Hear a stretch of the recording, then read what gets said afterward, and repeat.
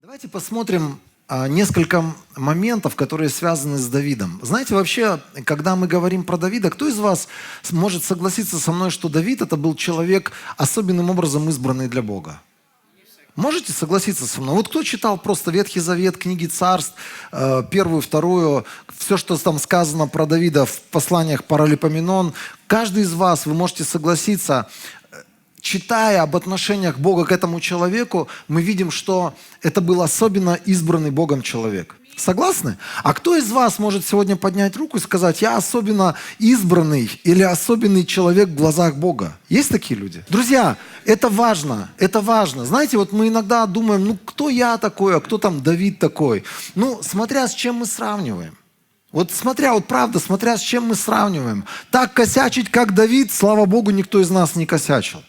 Вот правда. Я вам сейчас обосную, докажу. Знаете, вот мы иногда настолько странно относимся к нашему призванию, мы его умаляем. Мы его умаляем до такого предела, когда мы говорим: да кто я такой? Да я ничтожество. Да, ты ничтожество без Бога. Но когда мы говорим про то, кто мы такие во Христе Иисусе, мы Божьи люди. Помните 1 Петра 2 глава? Это то, что я хотел бы, чтобы это было на подкорке нашего разума написано. Утром встаешь: я род избранный, я царь и священник. Я раньше был не народ, раньше я был не помилованный, но сегодня я особенный человек и взятый им в его удел для особенного дела. 1 Паралипоменон, 21 глава. Я вообще не хотел об этом говорить. Но знаете, мы иногда, когда вот дело касается нашего призвания, того, что мы на самом деле особенные люди, мы это недооцениваем. И когда мы, например, говорим про Давида, и мы сравниваем себя с Давидом, мы иногда говорим: кто я, кто Давид? Мы говорим, например, про апостола Петра. Мы говорим: кто я, кто Петр? Петр. Там в честь него в Риме там храм здоровенный стоит. Он там основоположник всего вообще христианского на этой земле считается. Поэтому кто я, кто он? Мы иногда умаляем, но недооцениваем, что на фоне вот этих ребят, мы сегодня поговорим и о Петре тоже, на фоне вот этих ребят мы гораздо круче. 1 Царство, кто-то говорит: сатана восстал на Израиль, с 1 стиха я читаю, и возбудил Давида устроить перепись Израиля. На Давида восставал сатана, оказывается. Давид сказал Иоаву и начальникам войска: идите, произведите перепись израильтян от Версавии до Дана и доложите мне, чтобы я знал, сколько их. Какая крамола, какие проблемы? В чем проблема? Но Иоав ответил: пусть Господь умножит свой народ 100-кратно. Разве не все они, господин мой царь, твои слуги? Зачем мой господин хочет это сделать? Зачем ему навлекать вину на Израиль? Но царское слово оказалось сильнее слова Иоава. Иоав ушел, прошел по всему Израилю и вернулся в Иерусалим. Иоав доложил Давиду о результатах переписи. Во всем Израиле было 1 100 000 мужчин, способных владеть мечом, включая 470 000 в Иудее. Но Иоав не включил в общее число рода Левия Вениамина, потому что приказ царя ему не понравился. Этот приказ был неугоден и Богу. И он наказал Израиль. Я сейчас не хочу вдаваться в причину, почему, что было не так. Там все упиралось в сердце Давида, который дорос до состояния крутого мэна, который владеет вот этим государством, которым, знаете, вот это мое все, это моя церковь, это моя паства, это мои овцы, это вот, все здесь, что вы видите, это мое, и т.д. и т.п. Это пришло в его сердце. Из этого гордого сердца был издан этот указ о переписи. Он хотел узнать, сколько у него овец есть. Вообще это, наверное, с каждой церковью происходит, и мы сейчас не об этом. Тогда Давид сказал Богу: сделав это, я совершил великий грех. То есть в какой-то момент что-то в нем происходит, он как будто бы приходит в себя. Вот, наверное, вот это отличало Давида от всех остальных ребят. Когда одни косячат, они упираются, они доказывают до конца или идут до конца в своей нечистоте, в своем грехе, и доказывают, что они правы. А этот был готов в любой момент, когда сердце его касался Дух Божий, он был готов изменить свое отношение. И вот он говорит: сделав это, я совершил великий грех. Теперь я молю тебя, сними вину с твоего слуги. Я поступил очень безрассудно. Все. Вот на это можно было бы остановиться. И сказать: Давид очередной грех сделал. Но не тут-то было. Кто из вас помнит последствия этого греха? Знаете, ребят, грех ну ничего страшного, если ты живешь в грехе. Если бы не одно «но». Если бы не одно «но».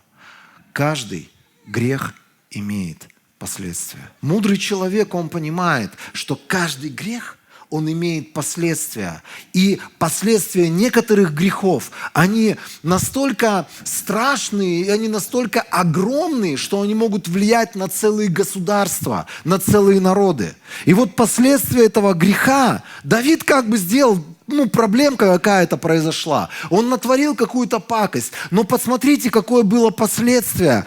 Я хотел бы, чтобы мы стали мудрые люди. И когда дело касается греха, ты не прикасаешься к греху не потому, что тебе кто-то запретил, а потому что ты акыл, у тебя мозги на месте. У тебя вот здесь есть мозг. И ты понимаешь, будет последствие. За каждый грех есть последствия. И вот здесь написано, Господь сказал Гаду: иди и скажи Давиду, что так говорит Господь, я предлагаю тебе 3 наказания. Выбери одно из них, чтобы мне послать его тебе. Гад пришел к Давиду и сказал ему: так говорит Господь, выбирай. Или 3 года голода, или 3 месяца опустошения врагами, когда их меч будет неотступно тебя преследовать, или 3 дня Господнего меча. Это дни мора в стране, когда ангел Господень станет губить людей по всей земле Израиля. Итак, обдумай, чтобы я мог ответить пославшему меня. Давид сказал Гаду: мне очень тяжело, но пусть лучше я попаду в руки Господа, ведь его милость очень велика, но не дай мне попасть в человеческие руки. И Господь послал на Израиль мор, и погибло, когда вот эту вот цифру ты здесь видишь, 70 тысяч человек. 70 тысяч человек. Когда мы жили в Караколе, там было именно 70 тысяч человек. Целый город людей, типа Каракол. Он был просто уничтожен. Сегодня эти люди есть, завтра этих людей нет. Почему? Потому что один человек сделал грех. Потому что из-за греха одного человека пришли определенные последствия. Знаете, вот то, что было до этого, когда там Давид согрешил с тетенькой, убил ее мужа, там все это шито-крыто пытался сделать белыми нитками, это все запаковать в пластиковые пакеты, выкинуть в море, будто бы ничего не было. Вот на фоне этого это все детские забавы были. Иногда я думаю: Господи, я странный человек, я делаю такие иногда пакости, но, слава Богу, смотрю на этого мужика и думаю: Боже, так рад, вот просто так рад этим местам Писания, что у тебя был муж по сердцу Божьему, который творил такие пакости, слава Богу, до которых мне никогда не дойти, и я туда не иду. Но это меня всегда вдохновляет. Он продолжал его благословлять, любить, быть за него. Когда этот человек вставал на колени и говорил: Господь, я был неправ. Есть иногда у нас такое чувство, которое называется чувство вины, чувство стыда, чувство неполноценности. Ты что-то сделал неправильно, ты что-то сделал вот просто не от Духа Божьего, ты что-то сделал по плоти. Потом ты видишь последствия, тебе противно, тебе стыдно за это. Но это не повод все бросить, опустить руки и сказать: Бог, я недостоин Тебя. Я видел таких людей, которые искренне говорили: я недостоин Тебя, Бог. Я не хочу приходить в церковь и марать своей жизнью, своим сердцем эту драгоценную церковь. Я не хочу то, я не хочу это. Это люди, которые в другую сторону уловлены. Но если Бог дает благодать вот такому человеку, из-за которого гибли десятки тысяч людей, и он прощал, и он благословлял, то когда люди приходят и говорят: я не знаю, может ли Бог меня простить за мой грех, никогда нет другого ответа, кроме как может. Никогда, зная сердце Божие, зная истории, которые, слава Богу, уже, надеюсь, никогда не повторятся. Слышите, о чем я говорю, друзья? Это милость Господня, которая была явлена Давиду. И каждый раз ты понимаешь, кто такой был Давид, ты понимаешь, что это был несовершенный человек. И по нашим меркам человеческим вообще недостойный. Но что-то интересное было в сердце Давида. Давайте мы посмотрим одно место Писания. Это Деяния апостолов. Там написано об избрании Давида. И про Давида сказано, что это был человек по сердцу Божьему. Это история, которую напоминает апостол, и он говорит о том, что происходило в те древние времена, когда Бог нашел Давида. И вот здесь он говорит, что про Давида было сказано самим Богом через пророка Самуила, что он нашел Давида, сына Иисея, и человек этот не по сердцу. То есть это муж, как мы привыкли говорить, мы знаем это все, что это был муж по сердцу Божьему. Почему? потому что он исполнит все мои желания. В другом переводе написано, что он исполнит всю мою волю.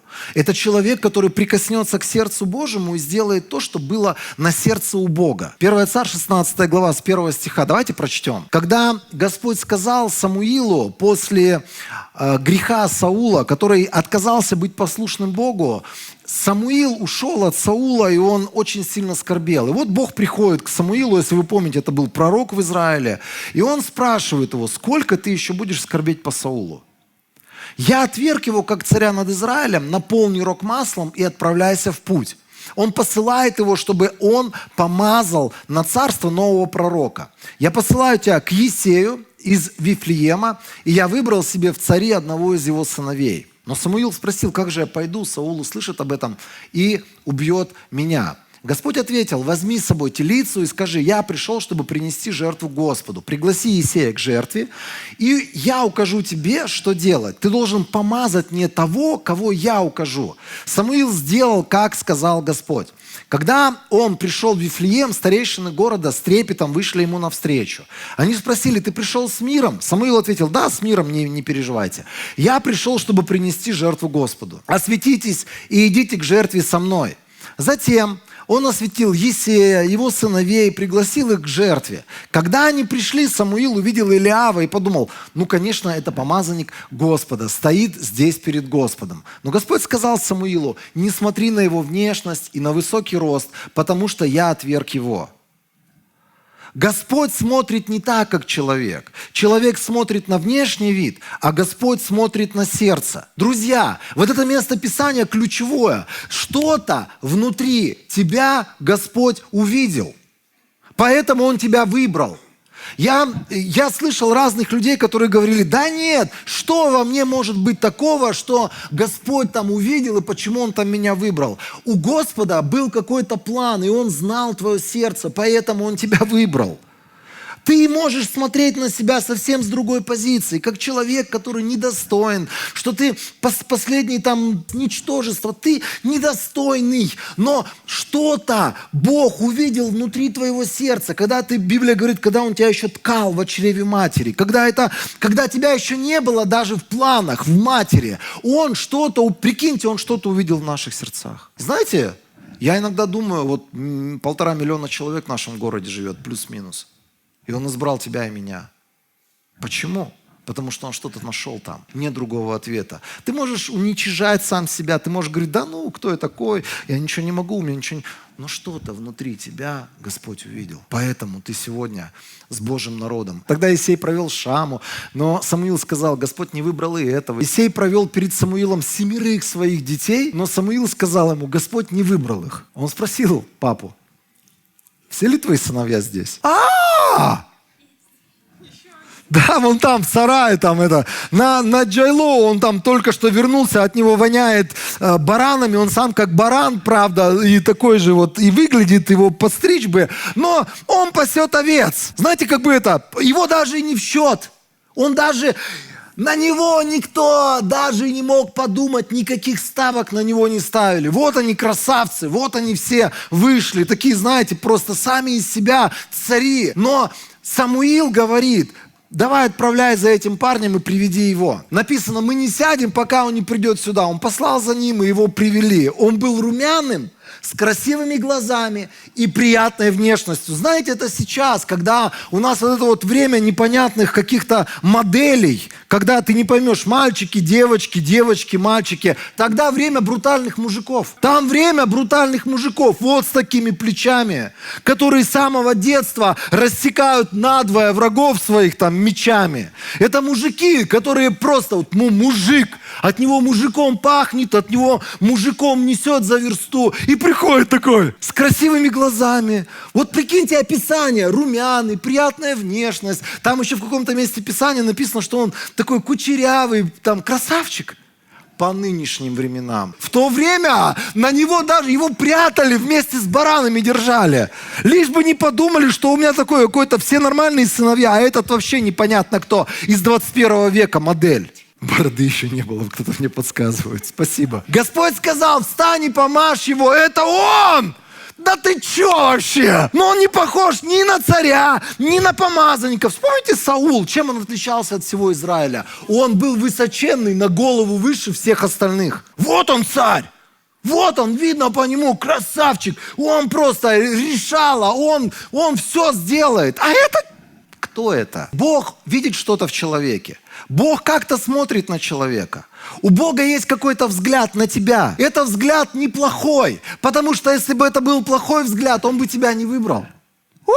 Он бы тебя не выбрал. Это вот прикиньте, у тебя есть шанс, перед тобой стоят люди, у тебя есть какое-то задание, и тебе сказали, выбирай любого, и ты выбрал определенных людей с определенными качествами, которые, может быть, кто-то не знает, но ты знаешь об этих качествах. Бог о тебе что-то знает, поэтому Он тебя избрал. Говори об этом сам себе. Говори об этом дьяволу, который клевещет на тебя. Посади его на стул и просто открой все места Писания и скажи: мерзкий лжец, больше не приходи ко мне в мои мозги и в мой дом. Вот что сказано про меня, все остальное это ложь от тебя. Поэтому забирай вместе с этим стулом и отваливай отсюда. Стул мой. Как на Давида смотрел Бог? Как на мужа по сердцу Божьему. Как на мужа, который исполнит все его желания. На тебя он смотрит, как на человека, который исполнит волю Божию. Ты для этого призван, и значит, ты это можешь сделать. Как на тебя смотрит этот мир? Как на человека, который кучерявый, не похож на помазанника Божьего, который не похож на царя, который может что-то решать, который может что-то делать. У меня было время, когда я изучал жизнь Давида, я наткнулся на такие места Писания, когда я вижу, как Бог относится к нему, муж по сердцу Божьему.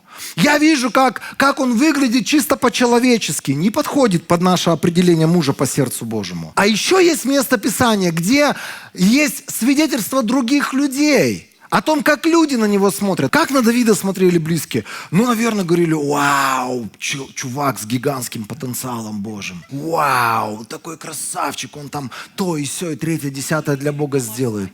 Ага. Илиав, старший брат Давида. Когда Давид, помните, пришел на место боя, где они там должны были сразиться с Голиафом, Илиав, старший брат Давида, услышав, как Давид разговаривает с людьми, разгневался на него и спросил: что ты сюда пришел? На кого ты там вообще наших немногих овец в пустыне оставил? Иногда, вы знаете, вот наезды какие-то бывают со стороны, причем близких людей. Ты смотришь, думаешь: при чем тут это вообще? И он дальше говорит: я знаю, как ты тщеславен и как порочно твое сердце. Знаете, вот к тебе люди могут точно так же относиться. Бог тебя избрал, Бог в тебе что-то видит, а люди все, что они могут видеть, только какой-то негатив. И они говорят: ты кто вообще такой? Что ты нос свой суешь? Я знаю, кто ты такой, я знаю твое сердце, оно порочно, оно надменно. Ты там такой, ты сякой, ты третий, ты десятый. Кто из вас когда-нибудь от своих близких слышал самые обидные слова? Самые обидные слова ты получаешь от близких людей. И вот это вот, знаете, это мудрость Господня и благодать Господня, когда ты говоришь внутри своего сердца: я вас прощаю, я с вами не соглашаюсь, и я принимаю только то, как смотрит на меня Господь мой. Друзья, вот знать, кто ты такой во Христе Иисусе, это знать, как смотрит на тебя твой Господь. Это когда ты утром просыпаешься, ты чувствуешь себя совсем по-другому, но ты говоришь: я человек Божий, я помазан Его силой, внутри меня Его благодать, внутри меня Его сила. Я возлагаю руки на больных, они исцеляются. Я говорю слова надежды, и к людям надежда приходит. Я сегодня человек, которого сам Господь использует. Просто говорите эти слова, потому что так сложно нам в это поверить. Сам по себе, без Христа или вне Христа, я пустое место на самом деле. Мне нечем хвалиться. Вообще нечем хвалиться.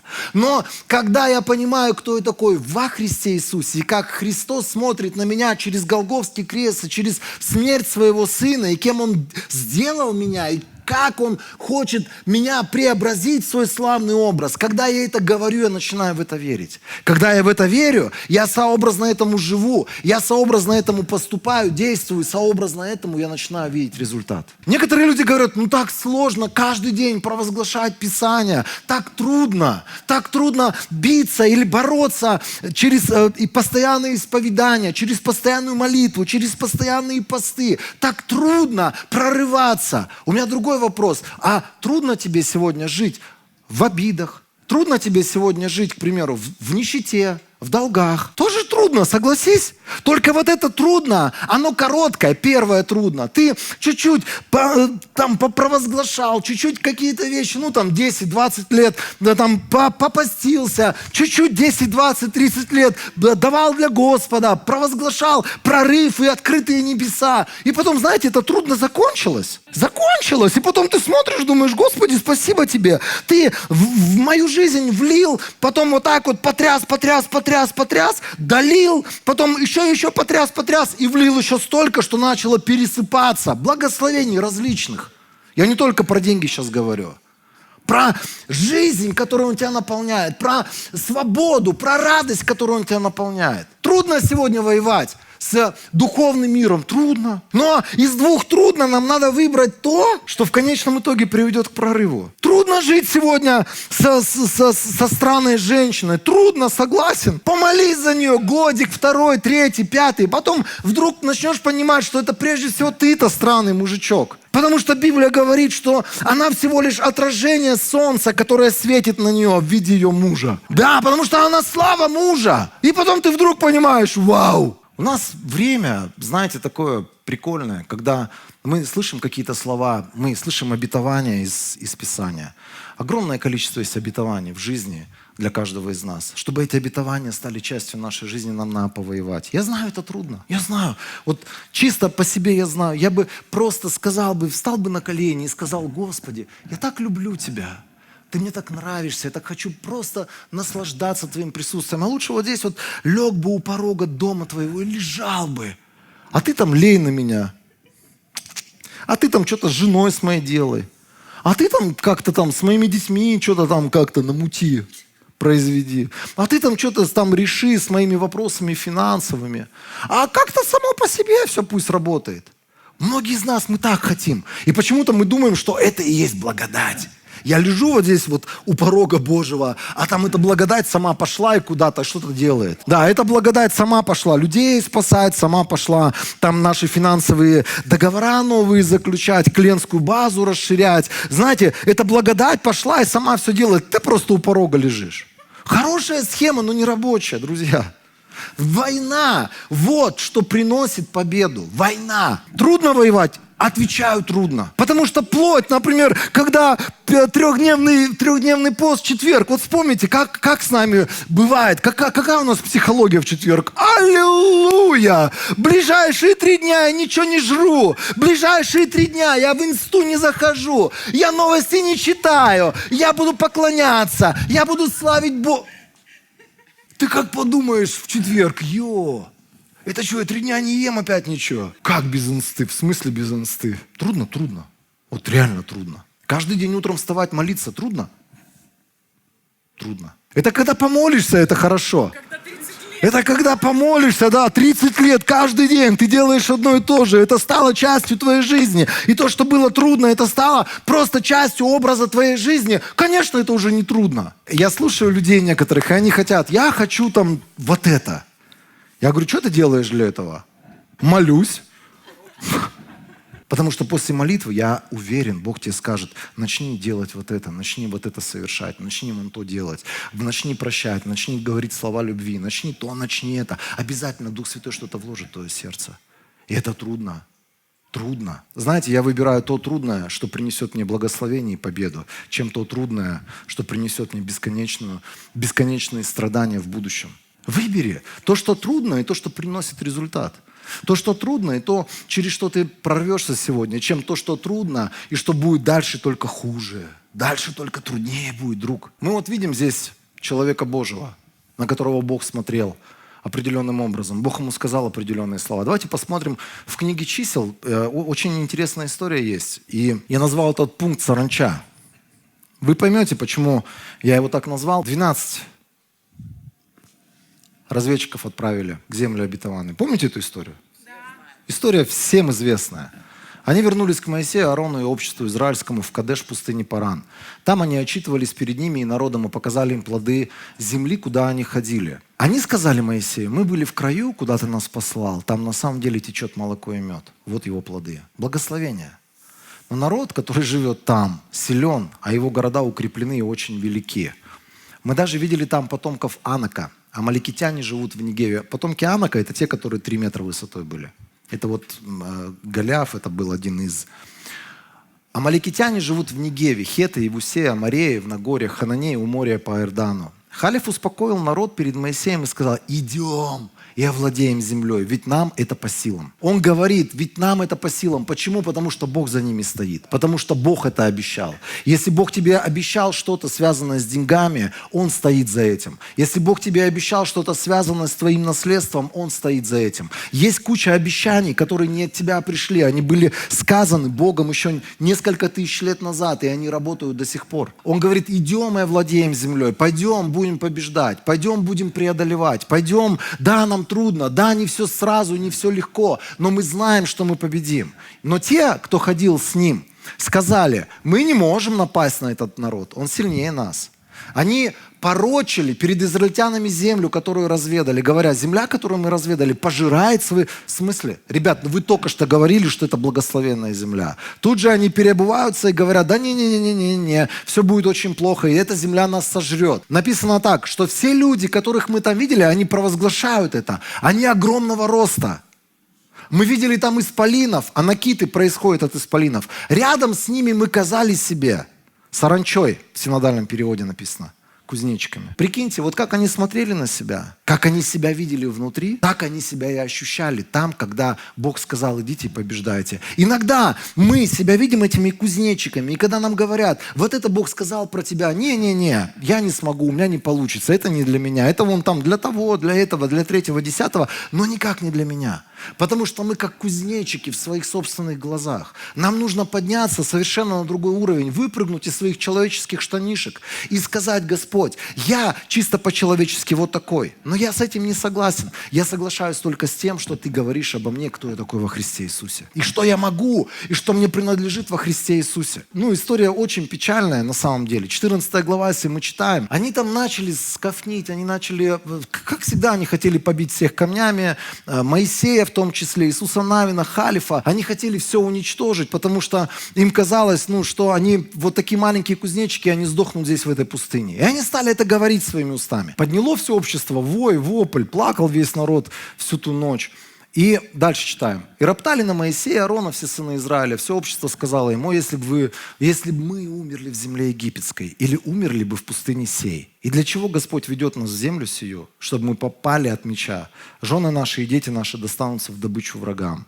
Не лучше ли нам возвратиться в Египет?» Как бы по теме, да, ребята говорят. Вот иногда мы тоже перед какими-то ситуациями, мы же факты говорим. Мы же здесь, скорее всего, сдохнем. Вот здесь, в этой пустыне, нас похоронят. Сказали друг другу: поставим себе начальника и возвратимся в Египет. Пали Моисей и Аарон на лица свои перед собранием общества сынов Израилевых. Иисус, сын Навина, и Халев, сын Ифонин, из осматривавших землю, разодрали одежды свои. Сказали всему обществу сынов Израилевых: земля, которую мы проходили для осмотра, очень хороша. А если Господь милостив к нам, то введет нас в землю эту и даст нам ее, эту землю, в которой течет молоко и мед.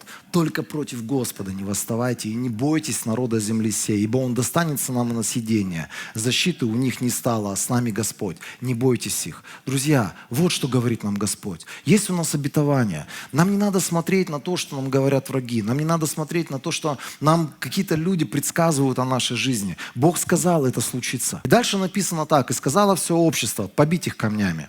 Но слава Господня явилась в скинии собрания всем сынам Израилева. И сказал Господь Моисею: доколе будет раздражать меня этот народ, и доколе он будет не верить мне при всех знамениях, которые делал я среди его. Я поражу его язвой, истреблю его, и произведу от тебя народ многочисленнее и сильнее его». Но Моисей сказал Господу: услышат египтяне, из среды которых ты силой твоей вывел народ сей, и скажут жителям земли сей, которые слышали, что ты, Господь, находишься среди народа этого, и что ты, Господь, даешь им видеть себя лицом к лицу, и облако Твое стоит над ними, и ты идешь над ними днем в столпе облачном, а ночью в столпе огненном. И если ты истребишь народ этот, как одного человека, то народы, которые слышали славу твою, скажут: Господь не мог вывести народ этот в землю, которую Он с клятвой обещал ему, а потому и погубил его в пустыне. Итак, да возвеличится сила Господня, как ты сказал, говоря: Господь долготерпелив, многомилостив, прощающий беззаконие, преступление, не оставляющий без наказания, но наказывающий та-та-та-та-та. Давайте дальше. Сказал Господь Моисею: прощаю по слову твоему, но жив я. Дальше. Но жив я, и славы Господней полна вся земля. Все, которые видели славу мою и знамения мои, сделанные мною в Египте и пустыне, и искушали меня уже 10 раз, и не слушали гласа моего, не увидят земли, которую я с клятвой обещал отцам их. Все раздражавшие меня не увидят ее. Но раба моего Халифа, за то, что в нем был иной дух, и он совершенно повиновался мне, веду в землю, в которую он ходил, и семя его наследует ее». Интересно, там есть продолжение такое, что они получили то, что они говорили своими устами.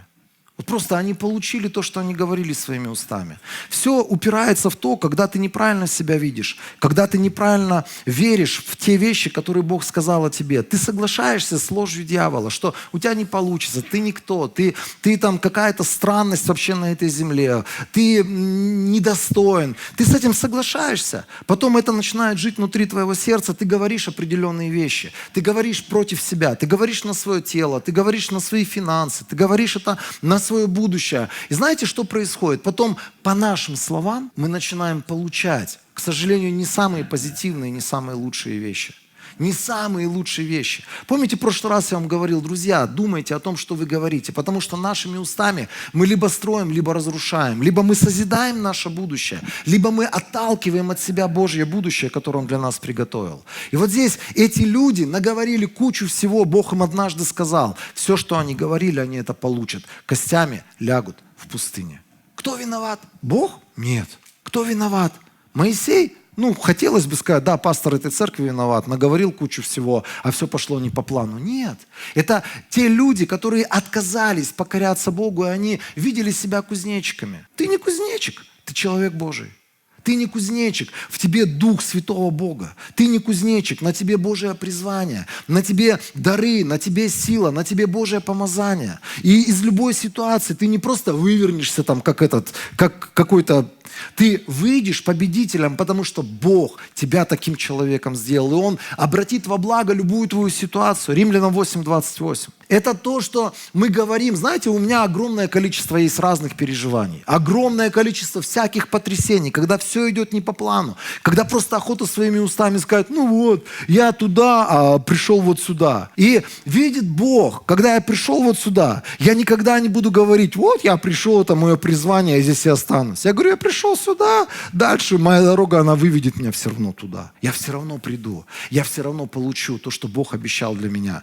Знаете, это одна крайность, на которой сегодня мы можем находиться, когда видим себя как кузнечики, когда мы умоляем Бога внутри себя, умоляем силу Божию через себя. А другая крайность, которую я называю Петр Всемогущий, это когда мы себя там в грудь лупасим: да я сейчас пойду то, я вот это, я 3, 10. Помните, 5 глава книга Иакова, там Иаков предупреждает: ребятушки, которые сегодня планов понастроили: поеду в Москву, поеду в Нью-Йорк, заработаю, квартиру в Бишкеке куплю.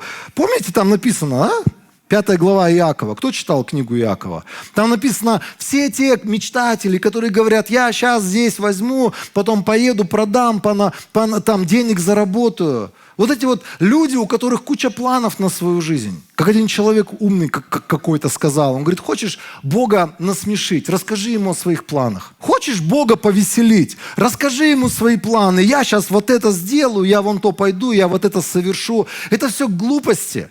И иногда мы такие самоуверенные, иногда мы такие самодовольные, мы начинаем говорить: да я там вот это сделаю, я вот это смогу. Бог говорит: нет, ты сделаешь совсем все по-другому, и все наоборот. Матфея 26 глава, помните эту историю, когда Иисус, последняя его ночь, завтра его забирают на суд, и Иисус говорит им: в эту ночь вы все отступитесь от меня, ведь написано: я поражу пастуха, и разбегутся овцы стада. Но когда я воскресну, я направлюсь в Галилею прежде вас. Петр ответил: даже если все тебя оставят, все там Стас, Даша, там кто там крутые есть, все тебя оставят, я никогда этого не сделаю. И здесь, знаете, два есть вот этих вот слова, они очень жесткие. Если все будут делать, я-то точно не сделаю. Это такое противопоставление себя всем остальным, всем церквям. Там все упали, я-то уж точно никогда вот в эту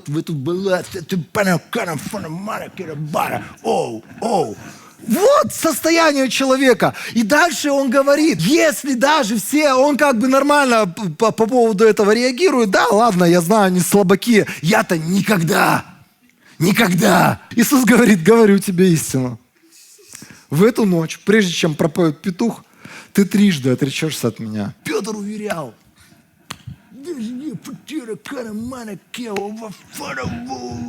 Он на иврите с ним разговаривал. Даже если мне придется умереть с тобой. Чувак, что ты болтаешь? И он говорит, я никогда не откажусь от тебя. Сколько я видел таких христиан? Да я сейчас то, мы с Богом, там сейчас вот это все вот так в бараний рук завернем. Да я там для Христа горы будут. Чуть-чуть это, охота, да, знаете, на него, это холодную воду немножко, чуть-чуть остыл, чтобы. Где потом эти все ребята? Где этот Петр оказался? Даже если мне придется умереть с тобой, я-то уж точно никогда не откажусь от тебя. И все ученики говорили то же самое. Ой, какие мы иногда странные. Знаете, мы вместо того, чтобы исповедовать то, что Бог говорит о нас, кто мы такие во Христе Иисусе, мы рассказываем Богу, какие мы крутые и что мы можем сами. Как будто бы, знаете, мы ему говорим, я без тебя могу добиться вот того, 3-го, 10-го, 15-го. Потом мы умные становимся, мы уже это не говорим. Нас же научили, мы просто так думаем. Мы продолжаем в этой философии жизни, продолжаем складывать свою жизнь. Мы продолжаем планировать. На некоторых людей смотришь, вот слушаешь этих людей, они планируют. Я сейчас на визу в Канаду подал, я там поеду в Канаду, я там буду работать там, заработаю там столько-то денег, куплю однушку в Бишкеке, там сыну своему там наследство оставлю и т.д. и т.п. Знаете, где эти люди сейчас? Ну, не в однушке точно. Все пошло не туда. И люди потом расстраиваются и говорят, как так? А правильно, это когда ты говоришь, Господь, я твой сын, я хочу к тебе прийти, к своему папе. Я хочу, чтобы ты мне сказал, куда мне идти, что мне делать. Мы же всегда возвращаемся к этим 4 пунктам. Это так важно от Бога получить. Кто твоя жена или твой муж? Опять я туда вернулся. Все, мы обратно скатываемся. Кто твоя жена и кто твой муж, где ты будешь жить, чем ты будешь заниматься и кто ты в теле Христа. Это должно от Него прийти. Это самые главные цели, которые ты с Ним должен решить. Не надо Ему рассказывать, кем ты будешь, с кем ты будешь жить, где ты будешь жить. И потом, знаете, Бога туда натягивать. Ты меня, пожалуйста, благослови, уж будь добр. Я вот уезжаю. Некоторые люди тебе руки выворачивают. Я же там хороший был брат, хороший человек, я же не грешил, там, я десятину давал в вашу церковь. Я вот уезжаю, благословите меня. Я не знаю, с Божьим ли ты благословением вообще туда едешь. Я вот там выхожу замуж, я там женюсь. Я не знаю, правильный ли это человек, но как я это вижу пока что, это неправильный человек, потому что его в нашей церкви нет, в какой-нибудь хорошей церкви. Ты не кузнечик. Но с другой стороны, тебе не надо вести себя как всемогущий человек, который сам все может. Просто встань на позицию человека, который соглашается с Богом. Сказано про тебя так. Просто скажи, Бог, я пока это не видел, я пока это не ощущал. Ну ладно, я согласен с этим. Я пока что, может быть, мне в это сложно уверовать, но давай я буду тогда с утра до ночи это говорить, потому что вера от слышания, оно рождает внутри меня веру. Я начну верить, что я, оказывается, такой. Начните это делать, как бы это трудно ни было. Знаете, это то, что мы преодолеваем. И это трудно, это непросто. Это на постоянной основе. Многие люди говорят, я не могу, у меня столько дел разных есть. Убери свои ненужные тогда дела, это важнее. И это трудно, начни это делать. Но это принесет тебе победу. А трудно жить в старых грехах, трудно жить в старых болях, трудно жить в старой нищете. Там трудно, дальше будет только труднее.